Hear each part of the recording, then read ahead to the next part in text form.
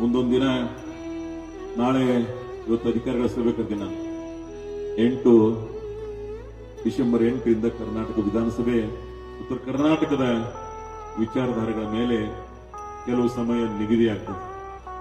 ನನ್ನ ಕ್ಷೇತ್ರಕ್ಕೆ ಇನ್ನೂ ಏನಾಗಬೇಕಾಗಿದೆ? ಬಹಳ ಮಂದಿ ಹೇಳ್ಯಾರ, ಗೌಡ್ರು ಬಿಜಾಪುರ ಇಂಡಿ ಜಿಲ್ಲಾ ಮಾಡೋರು ಮಾಡ್ತಾರೋ ಇಲ್ಲ ಅಂತ ಹೇಳಿ.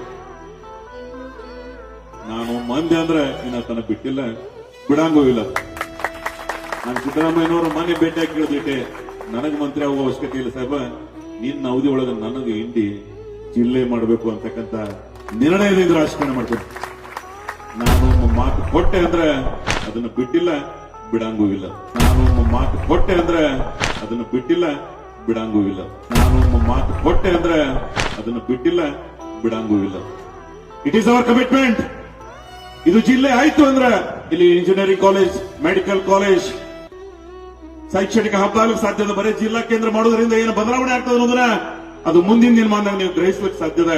ಅದಕ್ಕಾಗಿ ಆ ಕಮಿಟ್ಮೆಂಟ್ ದಿಂದ ಮಾಡಿ ನಾನು ಹಿಂದಿನ ಕೆಲಸದ ಮೇಲೆ ಗೆದಿಬಹುದು ದಿನ 3 ಸಲ, ನಾನು ಹಿಂದಿನ ಕೆಲಸದ ಮೇಲೆ ಗೆದಿಬಹುದು ದಿನ 3 ಸಲ, ನಾನು ಹಿಂದಿನ ಕೆಲಸದ ಮೇಲೆ ಗೆದಿಬಹುದು ದಿನ 3 ಸಲ.